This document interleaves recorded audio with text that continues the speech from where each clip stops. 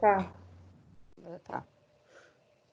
Olá a todos, eu sou a Thalita, sou psicopedagoga, psicopedagoga, trabalho com análise do comportamento, sou a fundadora da Semear e Crescer, uma instituição filantrópica que cuida de pessoas com autismo. E hoje ela está sob o comando da Carol. Somos mães de crianças autistas e estamos nessa empreitada aí para nos unir com outras mães, pais, profissionais que apoiam a causa, que atuam na causa, de diversas modalidades. E hoje nós vamos bater um papo muito gostoso, muito legal, com duas grandes profissionais, né, de grande porte, a Luísa, é fonoaudióloga, a Ingrid, é a AE, professora do AE, e cada uma vai falar um pouquinho sobre elas mesmas. Luísa? Eu sou Luísa, fonoaudióloga clínica, psicopedagoga.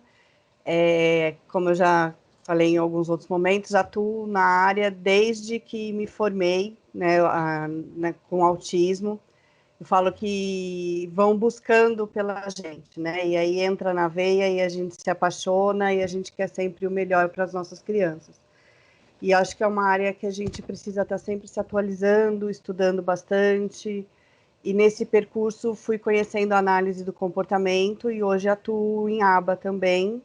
Estou começando a engatinhar nessa área, mas estou gostando muito do que eu estou encontrando e me apaixonando cada vez mais por esse segmento aí, por essa área.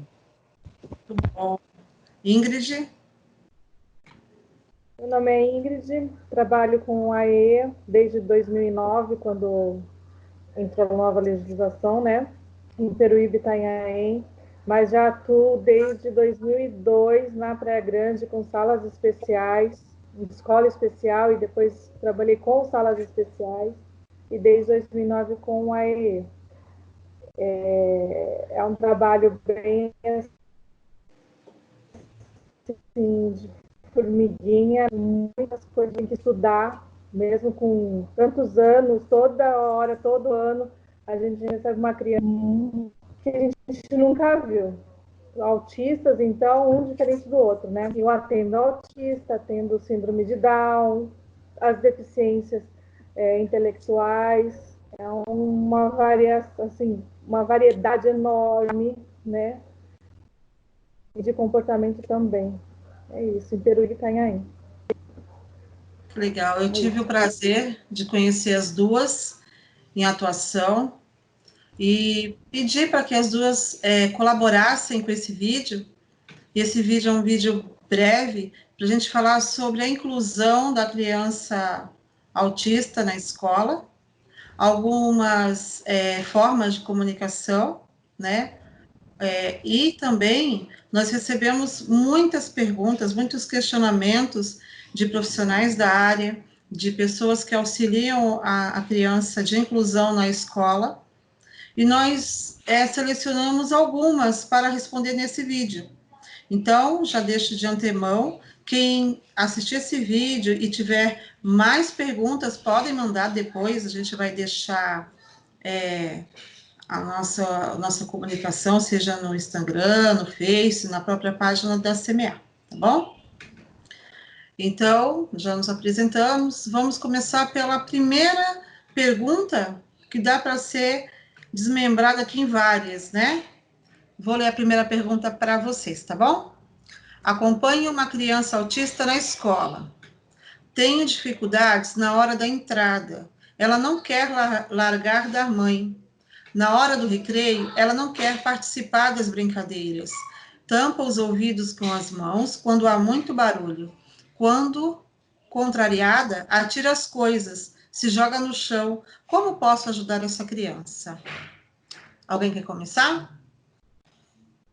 Eu tenho um caso, assim, parecido lá na escola, né, de Peruíbe.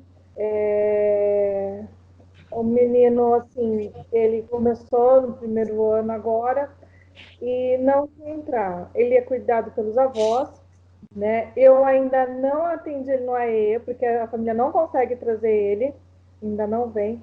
É um menino super inteligente, não tem, assim, dificuldade cognitiva, mas ele não quer entrar na escola. Então, a professora dele, regular, do primeiro ano, no começo foi lá tentar tirar ele do carro, né?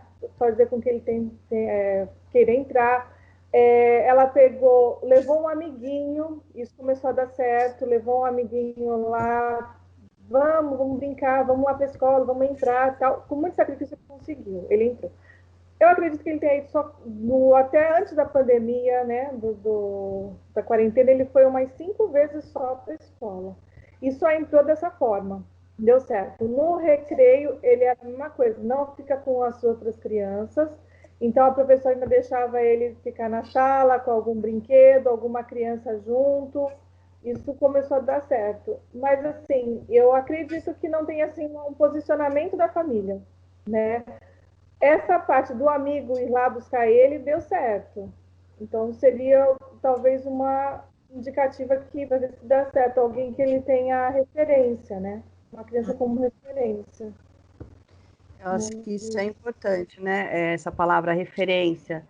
Eu acho que o que a gente precisa fazer nesses casos, primeiro conhecer muito bem quem é essa criança, aquilo que ela gosta, quais são as preferências, né? O que a gente chama de o que é reforçador para ela, ter uma boa conversa com essa família, aprofundar e conhecer um pouco mais sobre a criança, e aí tentando fazer essas aproximações mesmo, ou por um amigo, ou em algum momento trazendo essa família para dentro, né, da escola, para dentro da sala, e fazendo que ele vá se desapegando aos poucos e criando mais confiança com a professora. Eu acho que são pequenos passos que a gente tem que ir tomando com muito cuidado e principalmente observando e tentando entender muito essa criança, o porquê desse comportamento de não querer entrar. Né? A gente precisa estar sempre muito atento qual a função que esse comportamento está tendo. Né? Se perguntar sempre por que ele não quer entrar, o que está fazendo com que ele queira ficar junto com essa família, não se desprender, no caso, né, são os avós, né, que levam, não, as avós são os seus, né, Ingrid? Por que ele não quer se sair, né, próximo, no caso, ou dos avós, ou da mãe, o que seja, e tentar entender e aos pouquinhos fazendo essa aproximação dele da escola e mostrando para ele que a escola pode ser um lugar seguro e tranquilo, que às vezes também pode passar por isso, né? Entender a idade da criança, que eu acho que aí não fica claro qual é a idade da criança, então a gente precisa saber alguns outros detalhes. Mas acho que principalmente isso, conhecer, aprofundar, entender quem é essa criança e principalmente o que ela gosta, para tentar, através do que ela gosta, fazer essa aproximação com a escola. Acho que seria Então, também tenho uma experiência sobre essa questão de uma auxiliar que fica com a criança na escola, e a mãe, na hora de... Só que essa criança deve ter uns 5 para 6 anos. Autista não verbal, e toda vez que a mãe deixava no portão, a criança fazia um escândalo, se jogava no chão, agarrava a mãe, era uma tortura, né? E aí a auxiliar tentou de todas as formas, né? E eu via isso na entrada. E aí ela chegou para mim e falou: você tem uma ideia do que eu posso fazer? Eu falei para ela: faz o seguinte, tenta assim. A criança, ela tem como referência as palavras-chave de vocês, né? A referência, a mãe é, né, a referência dela. Então, eu sugiro que você passe para essa criança que você e a mãe estão conectadas. Como? Você vai ter que conversar com a mãe antes, né? Para combinarem isso, e aí no portão uma já sorri para a outra, o tom de voz bem amistoso, toca no ombro da mãe, a mãe vai responder o toque tocando no seu ombro. Se for o caso, se a criança permitir, né? Você toca na criança, então fica uma tocando, a mãe toca em você, você toca na criança, você toca na mãe, para ela perceber que há um vínculo ali entre vocês três, uma sintonia. Se a criança não gosta de toque, não é o caso, só fica o toque entre você e a mãe, o olhar para a criança, aquele tom de voz. Quando a criança chegar, faça festinha. Oh, eu vou falar um nome fictício. João chegou! Olha, que legal, João! Vamos, né? Tá, deixa um clima assim bem agradável. Aí ela fez, aí na hora do intervalo dela, ela veio falar para mim, ai, deu super certo, ele até abriu um sorrisão, tal. Então, assim, acredito que é isso, né? A criança ela viu esse movimento, né? Esse toque, toda essa interação, e aí ela provavelmente ela percebeu que há uma conexão entre mãe, auxiliar, então desperta uma confiança. Mais ou menos assim, a grosso modo, se a minha mãe sorrir para ela, se a minha mãe se as duas, claro que não é com essa proporção, mas se as duas têm essa afinidade, eu também posso ter, eu me sinto mais seguro, tá? Mais ou menos essa interpretação. E deu certo, eu achei legal. Eu também tenho alunos de inclusão, e também deu super certo essa parceria com a mãe, no caso a mãe, que sempre é assim, no meu caso, pelo menos, mais presente, mais frequente na escola. E deu certo essa parceria, e deu certo com essa moça auxiliar, e deu certo de outras vezes que a gente vai aconselhando pelo WhatsApp, né? Então, acho que isso é interessante, mas cada caso é um caso, né? Deu certo essa referência que a Ingrid falou, do amiguinho, olha que legal, né? Isso é muito importante também, do amiguinho. Tem até um outro caso que veio ao nosso conhecimento de uma criança de inclusão, que estava já, acho que no 4º ano, né? E aí ela pegou referência com uma outra aluna da sala, e no 5º ano separaram essas duas. E ela não queria entrar, ela queria entrar na sala da outra, e assim, a diretora, ela apresentou uma postura muito firme de não querer trocar essa criança de sala, colocar junto da outra. Então, a professora pediu ajuda, se tinha alguma coisa juridicamente a ser feita, e a gente foi só intervir, né? A gente pediu, fomos lá, conversamos e pedimos que ela desse uma oportunidade, e explicamos, né? Que aquela criança autista, até então, o histórico dela era, quando ela teve afinidade com essa outra aluna, elas começaram, essa aluna foi até um reforço para ela querer ir para a escola, para ela gostar de estar na escola, e era uma afinidade mesmo entre as duas, bem recíproca. E aí, no 5º ano, separou. Então, a gente pediu, né, e aí a diretora nos ouviu, a gente falou que não era questão de quem manda ou quem não manda, é questão do bem-estar do aluno de inclusão ali, que faz bem-estar com aquela coleguinha, né? E no final deu tudo certo, e a criança, até a aluna parou ela não queria mais ir para a escola, ela chegou a ser, quando a mãe, a ter uma crise convulsiva antes de ir para a escola. Por quê? Porque sabia que a colega não estava no mesmo ambiente, na mesma sala que ela, né? Então, assim, é uma questão também, como a Ingrid sempre fala nas nossas conversas, de sensibilidade, né?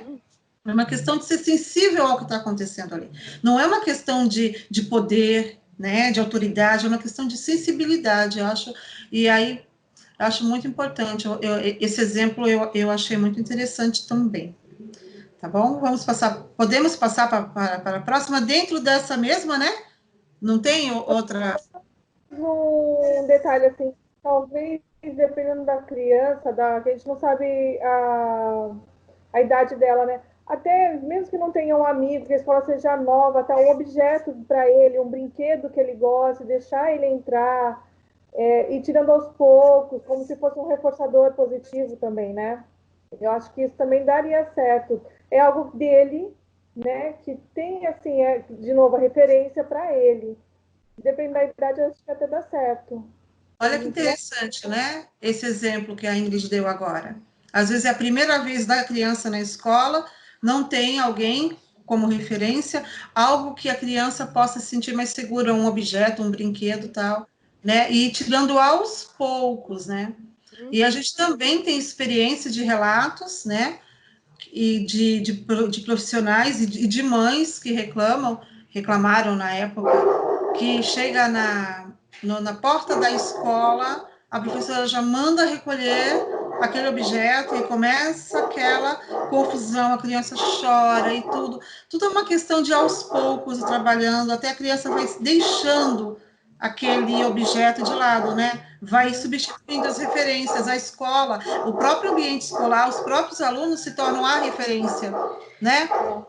E é importante. Aí volta a questão da sensibilidade, a sensibilidade de observar o contexto, de enxergar o contexto, né? De reolhar todo aquele ambiente, eu vou olhar com um novo olhar, eu acho que é isso, né? Eu, enquanto profissional, enquanto seja eu diretora, professora, auxiliar, seja eu a que serve a merenda, seja eu quem for que está nesse cenário, eu direcionar o meu olhar para um novo olhar, é um novo contexto, é um novo aluno, são outras demandas, né, Luísa, Ingrid? Assim, até com os alunos neurotípicos precisa essa sensibilidade. Você imagina para os atípicos, né? Isso, a importância de conhecer, né, de tentar conhecer o mais profundamente possível aquela criança, aquela família, o contexto de onde ela vem, para que eu consiga pensar alternativas e pensar situações que sejam reforçadoras e que ajudem ela a superar essa dificuldade de entrar na escola ou qualquer outra que possa vir a acontecer no decorrer do ano letivo. Isso mesmo. Interessante. Alguém pode ler a segunda pergunta aí, por favor? Eu acho que dentro dessa primeira tem outra, não tem? Ou essa já foi?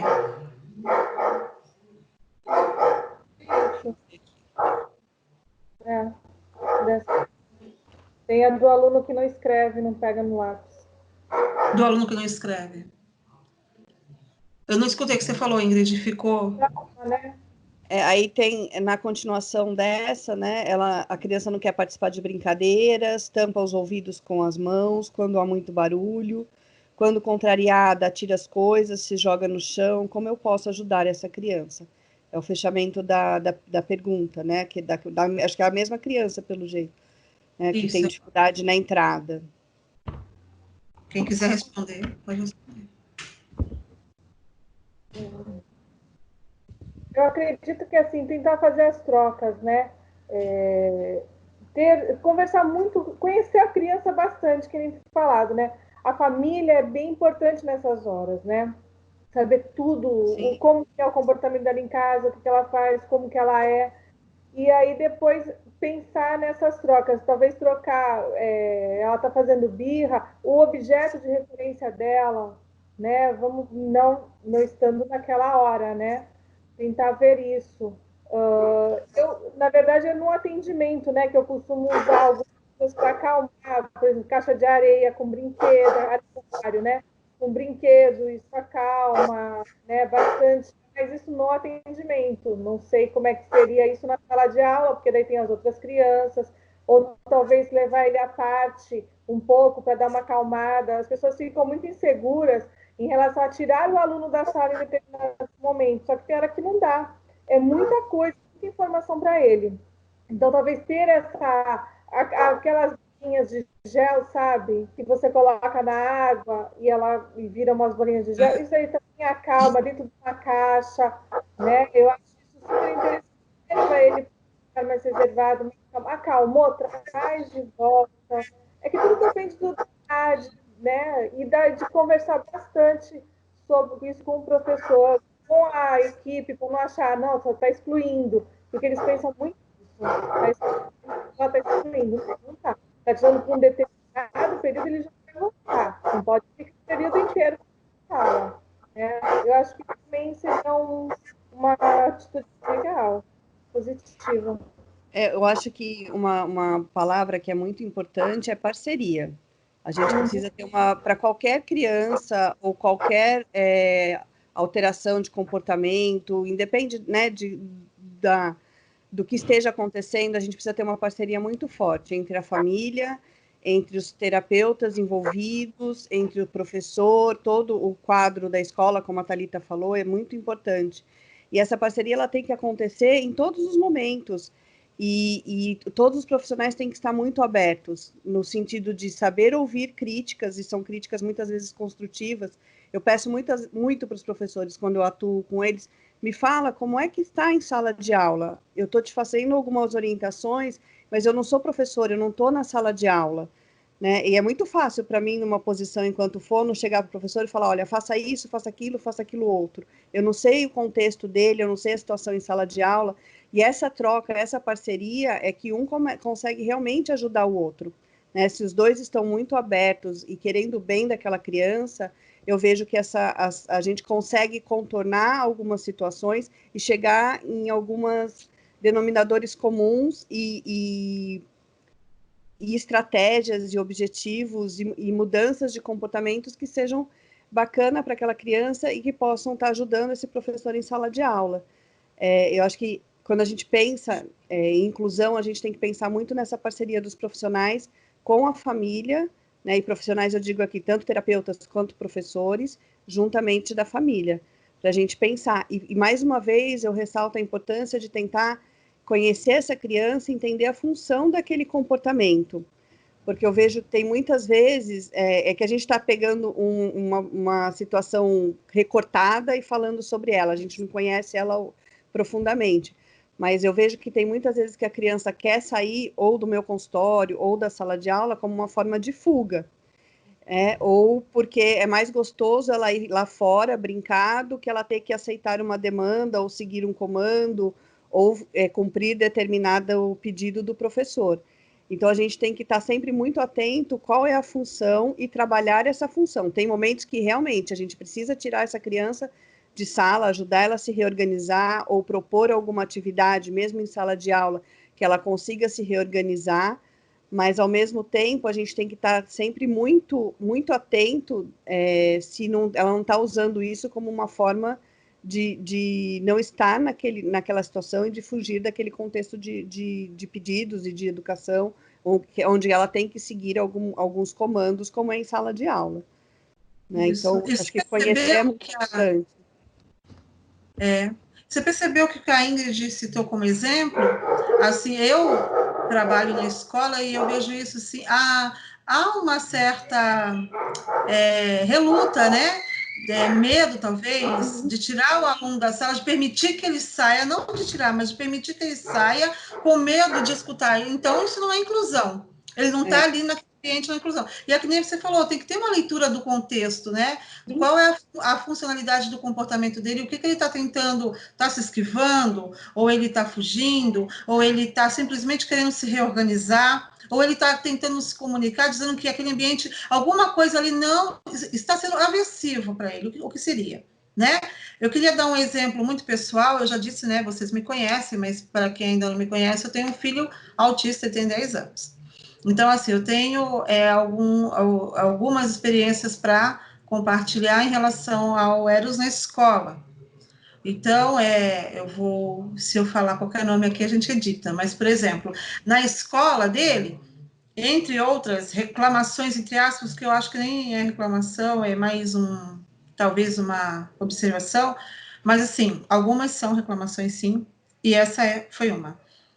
Ele estava, mãe, já é a segunda vez que no recreio, junto com as outras salas, ele se aborrece, ele quer levantar, não quer ficar ali, ele pega o prato dele e quer sair, e aí a auxiliar faz ele sentar de novo, e ele coloca a mão no ouvido e balança assim, e aí ele levanta, e aí ela senta ele de novo, ele pega o sapato e joga no portão. Tá, aí eu peço, mas o que está acontecendo nesse momento? Me conta todos os detalhes. Mãe, é no recreio, é uma música que toca na escola durante o recreio, e o pessoal conversa muito, e enfim, muito barulho e tal.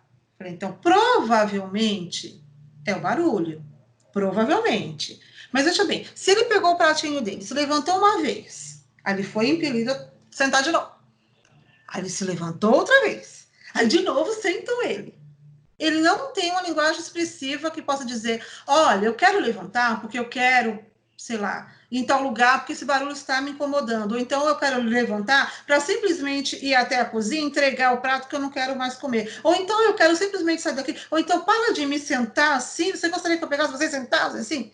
Ele não tem essa linguagem expressiva, né? Então o que acontece? Ele vai se irritando, aí ele pega uma forma de comunicação que infelizmente foi essa, de pegar o sapato e jogar. Na segunda vez, como quase acertou a cabeça de alguém, aí vieram me comunicar. Então, assim, eu gostaria que vocês opinassem, que eu não gostaria de dar minha opinião, porque, logicamente, que eu vou dar uma opinião de mãe, não é? Então, eu gostaria que vocês, assim, falassem algo sobre esse contexto, porque eu tenho certeza que não é só o contexto do meu filho, né? Vários devem passar por isso. O que elas deviam fazer, assim, para ajudar essa criança? Porque eu tenho certeza que a intenção é a melhor possível, é incluir. Às vezes, o conceito de inclusão não está muito bem claro ainda. Eu acho que você tocou em alguns pontos aí que são fundamentais, que é a questão da linguagem, né, de às vezes uma criança que não consegue se expressar adequadamente, não tem uma linguagem expressiva que seja muito funcional. E também a gente entra na questão do quanto esse parceiro de comunicação não está conseguindo entender o que essa criança está querendo nos dizer. Porque eu vejo a criança, quando a gente fala em autismo, uma das maiores dificuldades dele, entre várias, que a gente vê muito, é a questão da linguagem, o saber se expressar, o conseguir se comunicar. Muitos não são verbais, mas eu acho que a gente entra na questão do quanto é importante eu conhecer aquele aluno. Como você mesmo colocou, de eu tentar entender todo aquele contexto e eu tentar entender o porquê desse comportamento. As pessoas acabam, como no caso, né, que você está contando do Eros, eu acho que eles acabaram entendendo isso. Ele não quer ficar sentado, ele simplesmente quer levantar e quer ficar andando, e não pensaram no porquê dele querer levantar. E aí você levantou algumas questões. O ambiente barulhento, com música, ele poderia já estar satisfeito. Então, tem vários fatores acontecendo antes do comportamento dele jogar o sapato. E aí a gente recorta, olha, mãe, ele jogou o sapato. E aí você fez a pergunta correta. Né? O que aconteceu antes dele chegar e jogar esse sapato?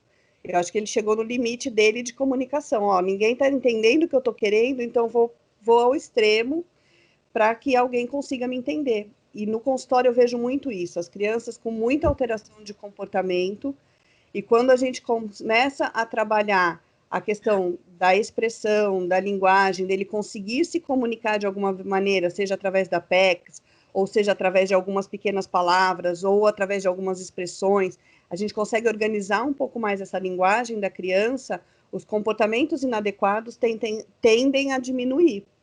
Né, associado ao trabalho, né, com toda uma equipe por trás, mas eu vejo que me facilita muito enquanto fono, quando toda uma equipe e quando a família começa a realmente entender quais são os sinais que essa criança dá de comunicação, quais são as intenções comunicativas dela e o que ela está fazendo, quais são os recursos que ela está usando, sejam eles adequados ou não, mas quais são os recursos que ela está usando nesse momento para se comunicar. E é isso que ele fez. Ele tentou se comunicar uma vez, não foi entendido. Ele tentou se comunicar 2 vezes, não foi entendido. Na terceira, ele foi por uma forma inadequada de comunicação, mas provavelmente nesse momento tiraram ele do refeitório. Legal. Que conselho você daria, Ingrid, nesse momento, para quem está acompanhando a criança? Então, voltando na parte assim, do conhecer a criança e o respeito, né? Teve um caso que eu vivenciei, até foi esse ano. O menino é autista, ele é verbal, ele é bem inteligente, sabe se expressar. Só que teve o baile de carnaval na escola, né? Eles foram todos para a quadra e ele ficou para lá e para cá na escola. Aí começaram a falar: ele não quer saber de ir, ele não quer ir e tal, mas ele tem que ir. Não, deixa ele aqui com. Quais foram os motivos dele? Muito barulho e por religião, né? Ele acredita que. Mas aí é uma questão de respeito. Ele não vai porque o carnaval eles falam que não é de Deus, então respeitar, não quem não vai. Ele pegou e ficou comigo na minha sala. Então eu fiquei meio que de retaguarda nessa parte, que eu não fui na quadra por causa do baile de carnaval, muito barulho, eu fiquei com ele. Quem quisesse ficar lá comigo ficaria. Então eu conheci um pouco mais desse menino, que eu não conhecia de jeito, sabe? Algumas características, algumas coisas. Então, assim, é respeito, né? E aí, se no caso, você ficar ele um pouco, sim. Tem que parar de ter esse medo. Não parar de ter uma rotina. mas são coisas que acontecem mesmo, por causa de barulho, por causa de muito estímulo. Imagina um carnaval dentro da quadra, todo mundo preso dentro da quadra. Como seria? A mesma coisa com ele, é muito barulho. Tirar, acho que às vezes é a melhor solução mesmo. E talvez, em outro momento, ele poderia ficar sem contestar. Mas, às vezes, tem alguma coisa ali que está sendo aversiva. E, às vezes, é a nossa questão de ver, né? Que nem a Luísa falou de comunicação, é verdade. Às vezes, eu percebo que eles querem se comunicar, eles tentam se comunicar, e eles se comunicam da forma deles. A gente, às vezes, não tem paciência para interpretar essa comunicação. Então, por quê? Por diversos fatores, porque a classe é cheia, porque o tempo está acabando, porque eu tenho que passar conteúdo, porque se alguém vê que ele está fora, não junto com os outros, vão dizer que eu não estou incluindo, por tantas outras coisas, né? Mas quando a gente abstrai tudo isso e foca na criança, no aluno, seja ele criança, adolescente, adulto, foca na pessoa e fala assim, o que você quer? O que você está tentando me dizer? O ambiente muda, né? Mas é só isso, o ambiente muda. Talvez, nesse contexto do recreio, tivessem simplesmente, ele quis levantar, deixa ele levantar, sem tentar segurar. Onde você vai? O que você quer? E talvez o negócio fluísse para outro rumo, né? Talvez, é uma questão de todas nós, assim, eu gosto de ouvir muito vocês falando, o pessoal falando, porque também me autoavalio, né? Quantas vezes eu estou fazendo isso ou não. E eu tenho esse ano um aluno autista, o ano passado também tive autista e TOD, assim, eu falo assim, são apenas rótulos que nos ajudam, né, um diagnóstico, um laudo nos ajudam a compreender aquele, né, o que está acontecendo, mas na verdade mesmo a gente olha para o indivíduo ali, né? Não é isso? Ingrid, você está congelada de novo para mim, hein? Se mexe, Ingrid. Está congelado. Ainda? Quer desligar a câmera e ligar de novo? Que deu certo, não faz, né? Aí, se a gente puder passar para as outras questões logo, né? Para não ficar um vídeo muito longo. Aí o pessoal vai mandando perguntas, se for o caso, e a gente faz um segundo vídeo, né? Para deixar o pessoal aí. Agora sim. Melhorou? A segunda pergunta, vamos lá. São só 4, né? Que a gente selecionou aqui. Acho que a gente precisa só fechar, né, Thalita, a fala, né, com relação ao que a gente estava conversando agora. Sim, por favor. Acho que aí você pode fechar, né, como você vinha conduzindo, e aí só fazer o fechamento, né, não sei, com relação a essa primeira pergunta. Então, aí com relação à primeira pergunta, acho que as dicas que vocês deram toda dentro, ótimas, né? Penso eu. E assim, atira as coisas, se joga no chão, que nem você falou, é a forma que ele está se comunicando, né? E eu acredito assim, se vocês quiserem fechar com alguma chave assim essencial, fiquem à vontade. Ninguém? Então, assim, eu acredito que o pessoal, todos nós, precisamos rever o conceito de inclusão. Inclusão não quer dizer necessariamente que o meu filho, o meu aluno, o meu paciente autista ou de qualquer outro tipo de inclusão esteja ali, naquele momento, com todas as pessoas. Inclusão não é isso. Inclusão envolve bem-estar, inclusão envolve ele querer estar ali, inclusão também envolve o prazer, né, de estar ali, a motivação, o ambiente está agradável. Isso quer dizer inclusão. Então, quando eu vejo uma criança que não está em sala de aula, é lógico, tem tudo um contexto, sim. Mas, por exemplo, saiu da sala porque ele estava incomodado, estava gritando, deixa-se reorganizado lá de fora, acompanha aquele aluno, né? Eu permito, eu enquanto professora em sala de aula, eu permito que os meus alunos, que eu sei, são 5 horas em sala de aula, 5, não é, Ingrid? 5 horas na rede onde eu trabalho. Eu permito que os outros alunos, não só de inclusão, os outros também levante, dá uma voltinha lá. Eu sei que não vai ao banheiro, eu sei que só vai dar uma voltinha para respirar um outro ar. Por que não? Por que não? Isso é bom. E quando volta, volta mais animado, volta diferente, né? Então, eu acho que tem, assim, temos que mexer em muitos paradigmas aí, né? Uhum. Colocar novos paradigmas, é o paradigma do bem-estar, da aprendizagem, do aluno como centro da aprendizagem, da criança de inclusão estar feliz, tá? Eu sempre gosto de partir desse princípio. Os meus alunos, sejam eles de que idade for, eu dou aula para os 3 níveis de ensino, né? O ensino fundamental 1, 2 e o médio. Ultimamente eu ando me dedicando apenas ao fundamental 1 e aos atendimentos psicopedagógicos. Mas eu sempre parti desse princípio, porque eu, enquanto aluna, queria assim. Queria que o ambiente da minha escola fosse agradável, queria estar lá sempre, queria que fôssemos, assim, um ambiente afetivo, de respeito mútuo, de construção, né? Então, eu procuro fazer isso. Claro que eu erro várias vezes, é lógico, sou ser humano. Mas a gente procura aprender com os nossos erros, né? Então, assim, eu gosto que quando a mãe ou o pai fala assim, professora, eu trouxe ele, mesmo nessa chuva, porque ele falou, eu tenho que ir para a escola. Eu gosto de estar. Então, assim, isso para mim é um feedback maravilhoso. Tá caindo o mundo, mas ó, começou a chorar. Eu tenho que ir para a escola, eu gosto. Eu tenho prazer em estar na escola. E é isso que tem que ser. Por quê? Porque a aprendizagem vai se construir daí. Então, a inclusão é isso, né? A inclusão é você estar bem naquele lugar. E aí, quando você não está bem, não precisa estar ali para dizer que está junto, né? Ó, eu estou incluindo, ele está ali, mesmo ele chorando, ele se descabelando, sofrendo, mas ele está ali, ele está junto. Não é isso, não é, Ingrid? É. Aí tem uma pergunta assim, ó. Meu aluno não escreve, não pega lápis, caneta, não quer fazer lição escrita. Aí com a Ingrid, né, Ingrid? Sim, eu tenho um caso assim, já desde ano passado.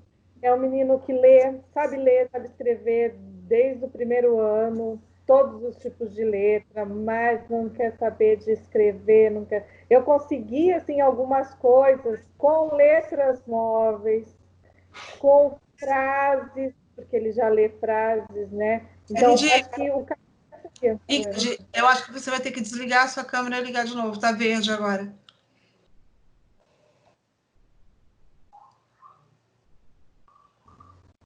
E agora? Agora sim, pode continuar. Tava ótimo, continua. Então, eu consegui muitas coisas para esse meu aluno com as letras móveis, só que ele é muito instável, o emocional dele é bem complicado ainda. E quando ele está bem, eu consigo dessa forma, letras móveis, frases para ele completar, remontar um texto. Ele gosta muito de música, então ele conhece muitas músicas infantis que ele gosta. Então eu parto desse princípio, parto do que ele gosta. E aí eu Perfeito. uso. E o computador também, ele ainda não se interessou muito, mas ele já escreveu uma lista de palavras para mim no computador, né? Então o computador ajudou bastante, isso no atendimento. Assim, na sala de aula, porque a gente está falando de sala de aula, talvez o uso das letras móveis fosse o mais ideal para ver se eles se interessam. Eu Nesse ainda não momento. consegui que ele escreva com lápis.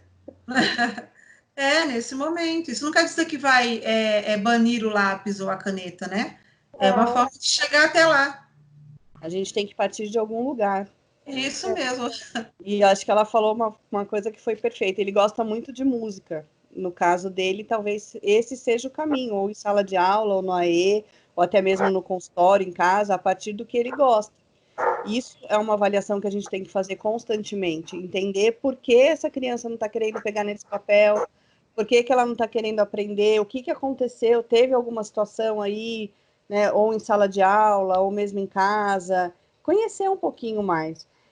Quando a gente fala em inclusão, acho que a gente tem muito para caminhar ainda, né? A gente tem muito para aprender, a gente tem muito o que buscar, mas eu vejo que aonde eu consigo algum resultado, quando as pessoas estão abertas, estão se propondo a, né? Quando o professor se propõe a tentar, junto comigo, enquanto fono, né, ou junto com algum outro profissional, eu vejo que a coisa começa a querer caminhar. Porque quando a gente fala em inclusão, a gente fala de trabalho, né? Eu trabalhar com uma criança de inclusão, fazendo uma real inclusão, não incluindo, né? Incluir é eu deixar ele dentro dali, né? Ele está lá. Agora, eu realmente querer incluir esse aluno, com que ele realmente faça parte da minha turma, faça parte da minha sala, ou que as coisas caminhem, me dá trabalho, me faz pensar, me faz questionar, né? Eu vejo muitas vezes, eu paro e falo assim, ai, não vai caminhar, não vai dar certo, eu não vou conseguir, mas são justamente, acho que esses casos que nos instigam mais a buscar. E aí a gente começa a buscar, a gente começa a ir atrás, a gente começa a estudar e tenta pôr em prática algumas coisas, algumas ideias, tem coisas que dão certo, tem outras que não, mas eu acho que é o buscar. Acho que isso é fundamental quando a gente pensa em inclusão, é o buscar, o estudar, o experimentar e estar aberto, né? Quando a gente está aberto, a gente consegue ajudar aquela criança a caminhar na sua dificuldade, entender qual é a dificuldade dela e fazer com que ela caminhe. Perfeito. A próxima questão é a última já? Eu acho que não, deixa eu ver. Não tem interesse no aprendizado, né, pelos conteúdos. Ah, não fala série também, né? Não fala idade. Seria legal que essa já acho que essa questão acho que a gente já meio que respondeu, né? Quando isso, coloca. Adaptar, né? Vocês já falaram, ver o que a criança gosta, a Ingrid falou, né? Gosta de quê? De música, parte daí, parte de algum lugar, que nem vocês falaram, né? Parte do interesse que ela tem, que ela demonstra ter, parte daí, não se limita a isso, parte daí vai oferecendo novas possibilidades. E pensar também que principalmente o autista é visual. A parte de fotos, imagens, e isso tem que trabalhar com ele. Ele precisa ver o que está acontecendo, ele precisa visualizar isso, não de forma abstrata, mas através de imagem, de figura, de tudo. Tudo que é visual. Então, quem sabe dessa forma, ele vai gostar um pouco mais, se interessar um pouco mais pelo assunto que está sendo tratado. Lembrando que, nas adequações curriculares, a gente pode eliminar conteúdos, porque tem muitos conteúdos que são abstratos que a criança não vai conseguir entender. Então, a gente pode eliminar esses conteúdos e colocar um outro, que seja mais funcional, que seja mais significativo para ele. Então, tem que pensar muito bem nessa parte. Muito interessante isso que a Ingrid falou agora, né? Muita dúvida de muito professor. Ah, mas eu tenho que dar esse conteúdo, senão não é inclusão. Como é que eu vou adaptar isso aqui? Mas, assim, mesmo que você tenha como adaptar aquele conteúdo, se a criança, vamos citar o exemplo do meu filho, está no 5º ano, mas ele não acompanha a sala, né? Ele ainda não tem a aprendizagem de conteúdos para o 5º ano. Então, vai dar aquele conteúdo? Não. Nem adaptando? Não. Vai ter que dar aquele conteúdo, vai ter que fazer de uma forma, Ingrid, me corrija se eu estiver errada, por favor, que ele possa, o que ele está aprendendo. E vai, porque assim, essas crianças, independente se é autista ou não, elas têm uma capacidade de se reorganizar que às vezes a gente pensa que elas estão aqui, de repente elas estão lá na frente, né? Mas tudo é uma questão de o quê? Sensibilidade, observação, atenção e pesquisar. Como isso vai acontecer, como isso pode acontecer, como a gente pode mediar isso aí, né? Então, assim, eu percebo que há muito medo nisso, né? Eu lembro de um aluno que a gente teve na autoescola, já do 7º ano, se não me engano, 6º ano, ele não acompanhava, ele não lia, ele não lia, só algumas leituras de memória. Como que ele vai acompanhar o conteúdo? Ah, mas eu tenho que dar? Não, não tem que dar. Não tem, não vai acompanhar. Ou vai fazer algo muito maquiado, e não vai ser significativo, não é? Isso não é inclusão, isso também não é ético, né? Isso também não é moral. Ou então a gente faz o que é necessário fazer. Então, assim, há muita confusão nisso aí. Eu acho que o conceito de inclusão é muito mais amplo do que a gente pensa, não é? Que muitos ainda pensam que tem que estar ali e tal, e eu acho interessante isso que a Ingrid falou, e é por aí mesmo. A gente não faz isso nem com as crianças neurotípicas. Eu vou dar esse conteúdo, mas eles não aprenderam ainda aquele. Como que eu vou fazer? Então, eu vou voltar naquele. Eu vou me virar. Eu vou buscar estratégias. E por que com o de inclusão vai ter que ser diferente? Ao contrário, né? A gente vai se adaptando. Eu falo para eles assim, o conteúdo de português e matemática é o que mais a gente tem que adaptar, né? Porque nem sempre a criança está alfabetizada, então você vai naquela parte da alfabetização. Nem sempre ela conhece as formas, as cores, está no 5º ano. Não conhece os números, não adianta dar contas, divisão, nada disso, ele não vai. Então, os conteúdos de história, geografia e ciência, eu peço para simplificar e partir assim, por cartaz, por imagem, para ele conhecer e assim, pensar o que é mais importante daquele conteúdo, né? Simplificar. Então, vai, tô trabalhando, sei lá, escravidão, ou sei lá o que eles. Não lembro agora o conteúdo deles. Então, vamos pegar, por exemplo, o corpo humano. Montagem do corpo humano, para conhecer, saber o que é braço, da cabeça, tá trabalhando com o humano. Então, aí eles podem adaptar dessa forma, né? Mas, assim, pode eliminar, pode ver o que é mais funcional para essa criança. Bom, isso aí. Muito bom. A Luísa quer acrescentar alguma coisa? Não, acho que vocês já colocaram toda a questão da importância de ensinar o que aquela criança está pronta para aprender naquele momento. Eu sempre digo que a gente tem que comparar a criança com ela mesma.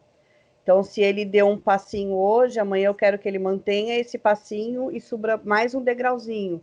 E é conhecer profundamente, eu volto a dizer, né? Conhecer profundamente aquela criança e estar aberto e estar tentando enxergar ela como um todo para que eu consiga fazer com que ela caminhe naquilo que é possível no aprendizado naquele momento. Não que ele não vá conseguir lá na frente, mas naquele momento, o que ele precisa, em que fase do desenvolvimento e da aprendizagem ele está e quais são os passos que como eu vou fazer ele caminhar, né? E sempre comparando ele com ele mesmo. Então eu vejo assim, ele está no 5º ano, mas não acompanha a turma do 5º ano, mas como ele estava no começo do ano e como ele está agora? Ele teve mudanças, ele teve melhoria, ele caminhou um pouco mais. É isso que a gente tem que estar sempre observando. Se ele está caminhando, ótimo, ele está sendo incluído, ele está sendo trabalhado e ele está tendo um processo de aprendizagem, né? É isso que a gente não pode esquecer. Perfeito, perfeito. Tem uma última pergunta, gente? Acabou. Tem a Múltipla, né? Ingrid, acho que você tem que falar um pouquinho mais perto do microfone, né? Sobre deficiência múltipla, mas não falou qual que só não tem detalhe de nada. Tem um aluno com deficiência múltipla na escola, como devo ensinar esse aluno? Aí a resposta é ensinar como ele aprende, a gente tem que saber quais são as deficiências dele, né? Entender quais são as deficiências, entender quais são as limitações, aonde ele tem as facilidades e entrar por aí. Então, para poder dar uma resposta mais efetiva a essa pergunta, eu tinha que saber quais são as deficiências.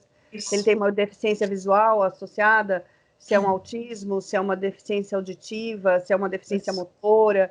Né? Primeiro, eu tenho que conhecer muito bem quais são essas deficiências, quais são essas limitações que esse aluno apresenta, e aí eu buscar quais são as formas que ele vai conseguir aprender. Né? É isso mesmo. Não dá. E aí a gente até estende para todos os alunos, né? Todas as crianças, cada um aprende de um jeito.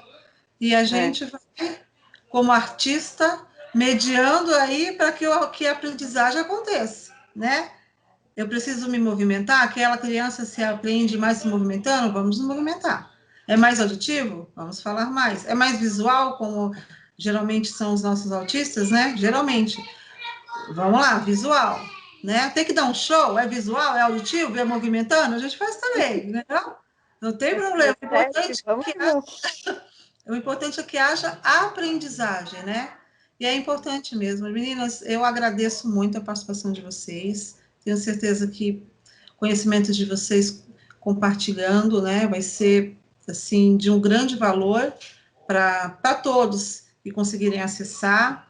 Peço que vocês, se possível, eu sei que a agenda de vocês é muito cheia, mas se possível, havendo mais perguntas, mais indagações, a gente possa, né, gravar um novo vídeo, tá? E agradeço e que a gente possa deixar essa mensagem, né? Que a inclusão envolve tudo isso, envolve afetividade, envolve querer bem, envolve estar bem, envolve pesquisa, envolve quebra de paradigmas, né? Envolve tantas outras coisas para a gente realmente incluir, e isso é importante, é fundamental. Eu agradeço, um prazer falar com vocês sempre, sempre, né? Luísa, Ingrid, são pessoas assim maravilhosas, profissionais exemplares. Deus abençoe vocês e que tudo flua bem, não é não? Eu que agradeço, muito obrigada por participar. É bom a gente falar para mais pessoas, né? Porque às vezes quando a gente está na escola, nem todo mundo te escuta. E olha que eu tenho, né? É verdade. Tá É, bom, meninas. Um beijo, até a próxima. Fiquem Eu com só tenho a Deus. agradecer também pelo convite, pela parceria, pelas conversas e principalmente pelo aprendizado, que sempre é um aprendizado muito grande estar com você, Thalita, agora conhecendo a Ingrid também. Foi muito bacana hoje. Contem comigo, tá Muito bom? obrigada. Até a próxima. Obrigada, tchau. Tchau.